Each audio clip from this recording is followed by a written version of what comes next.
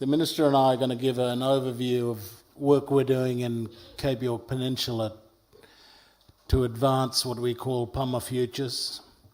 I said yesterday that Pama is our word for Yolngu, Aboriginal people, ancient word across the region. And the work that we've been doing over the last 12 months has been directed at rethinking and reviving our Cape York agenda, as we've called it over the last 20 years, our Cape York reform agenda, and all in the pursuit of closing the gap on disparity. Can I say that our basic theory is this, that we can close the gap on disparity over the next 2, 3, 4 generations if we do two things. If we have a set of structural reforms, and one of which, in my view, is constitutional reform, but the whole cascade of structures that affect our people's lives. If we had those structural reforms, legislation, institutions, and ultimately constitutional reform, accompanied with agency, our people getting up and pursuing our own destiny. So a combination of structural reforms and Indigenous agency, we believe, is the means by which we close the gap over time. And if those two things can act in concert with one another, we will indeed start to compress the gap over generations. We've had a very strong jaundice in favour of agency over the last 20 years in Cape York. A strong argument that we have a right to take responsibility. A strong belief that government can never do anything for us that we're unwilling to do for ourselves. Government can never do anything for us that we are unwilling to do for ourselves. Our friends on the progressive side of politics have not understood our argument in this respect. But it is a basic argument about nobody's going to save us except ourselves. We need support, we need government to step up, we need structural reforms, but at the end of the day, the closing of the gap requires Indigenous agency. And we've had a very strong, if controversial, emphasis on that. That means that at the end of the day, the staircase to a better life is embarked upon by mum, dad, clutching the children and climbing with their own legs to a better life. That's how it happens for everybody else in the world, and we are not exempt from that.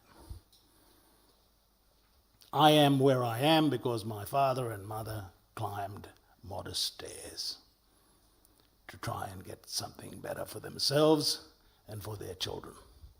It is ever the case, it is always the case, that a jealous mum clutches her baby to her breast and starts climbing to a better life. And the idea that somehow there's a magical process by which people are uplifted by some ephemeral force from somewhere for good is wrong. It's families taking their children with them to better opportunity. So, Indigenous agency is now very much embedded in our conversation in Cape York.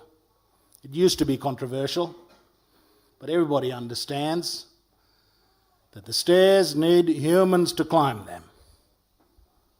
Humans who want something better for themselves and for their children and for their extended family and for their community and for their people. ambition for their people. And in my own community, my ambition is that the Guguyemidar people may live long on the earth. That's our ambition, that we may live long on the earth. And in order for that to happen, we have got to take charge. But as energetically and relentlessly as we encourage Indigenous agency, we push against the tide if the structures don't work with us. So we need structural reform as well. These are the structures that are outside of the control of our people. Mum, dad, community leaders, they've got very little control over the structures. None, in fact. Those structures are controlled by people like the minister, parliaments, governments, political parties, and systems. Systems of health, systems of education, systems of justice. How do you move those things? How do you make sure those structures work for you rather than against you? At the moment, we have an education system in our remote schools that is determined for most of our children to end up illiterate. We deliver schooling week in, week out to this day that will allow perhaps 25% of our kids to read reasonably well, and another 50% to read poorly, and another 25% to never read at all. That's what we deliver through those systems, and we allow it to happen year in, year out if we don't reform them. These are the systems where if there's agency and a mum presents her children to the school full of Vitabrits and Vegemite, nevertheless the school doesn't teach them how to be literate. Blames it on the kid. So, we're going to reform the structures of education, health. And we've got to get organised. Some of these systems routinely fail our people and we left them. So we need the two jaws to come together. One of structural reform and the other of Indigenous agency. And we've got to be pushing both towards a closing of the gap. Now in Cape York we believe that our theory is that what will close the gap is that if we incrementally build capabilities, build the capabilities of our communities, of our families, of individuals. It's by building capabilities that we will eventually see these indicators close the gap. So what are these capabilities that we think need to be built? You could cut them very many different ways, and the way we cut them is simply our own way of thinking about the thing. I'm sure you could name these things differently and you could tackle these capabilities differently. But we've identified 15 crucial capabilities that we need to incrementally build in Cape York. First one is we need to establish the prenatal foundations for lifelong health. That's the first task, the prenatal foundations for lifelong health. Secondly, we need effective education from early childhood. Effective education from early childhood. Thirdly, of course, we need strong, nurturing families. Strong, nurturing families. Fourthly, we need villages with social capital, trust and participation. Social capital is so important. Trust and participation of community members in the life of the village. Fifthly, we need villages with respect for norms, for our customs and our laws. We've got to have law and order. But not just law, respect for our customs and our traditions and rituals. Sixthly, we need girls' freedom and empowerment. We need freedom for our girls and their empowerment. And we've got to build that. We've got to enable that. Seventhly, we need boys' self-esteem and self-respect. We've got a provision for the boys to grow up with self-respect and self-esteem. We need strong ancestral languages and rich cultural capital. Crucial to it. We've got to maintain, revive our ancestral languages, and we need to rebuild the rich cultural capital of our communities. Ninthly, we need natural leadership and good governance. All our organisations need to be governed good. And we need to recognise and promote our natural leadership.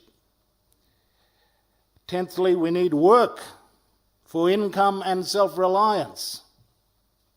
Not just employment, work. Sometimes you've got to work not for money, so that you have a better garden or a better house or a better homeland. Better place for your children to love down at the beach. If you want those things, it requires work. Sometimes the work might be for livelihood rather than salaried employment. But it is just as important to rebuild an ethic of work if we're going to enjoy the privileges we have living in these bountiful and wonderful places. We need enterprise and industry. Very hard, but we've got to turn our minds to building enterprise and industry. And 12thly, we need stewardship of the land and resources for sustainable development. We've got to look after the country. But the country can't just be a zoo under national park regimes. The country has got to sustain us, sustain our people. Can't just lock the whole thing up because that is what the Greens or the people in southeast Queensland want. We've got to preserve the land for economic development opportunities to sustain our people. We can't just lock the whole thing up. 13th, we need to build tribal wealth for intergenerational equity. Whenever we get windfall resource returns, we can't chuck it up against the wall. We've got to build tribal wealth. Those resources, particularly non-renewable resources, are not just owned by the current generation, they're owned by the past and the future. It is not our entitlement to blow it all now on consumption. We've got a moral obligation to all of the children who are going to come in the future. So that means only very narrow purposes should we be spending our non-renewable resource rentals on. We need capability to build the tribal wealth. And 14th, we need access to vibrant, accessible markets. Our communities are places where supply and demand just simply don't work. There's a huge demand for accommodation, for bureaucrats and visitors and tourists. All of that demand is never met by supply. And we've got to ask ourselves, what are the constraints? What are preventing the operation of vibrant, accessible markets in these places? And we need to fix those constraints. And lastly, we need infrastructure to sustain villages and the economy. Of course we need infrastructure. No economy, no market can operate without infrastructure. Communications, physical infrastructure, and so on. So those are the 15 things that we're focusing on, building. It's not all going to be built at once. It's incremental. But by building those capabilities and having reform and agency come together, we'll close the gap.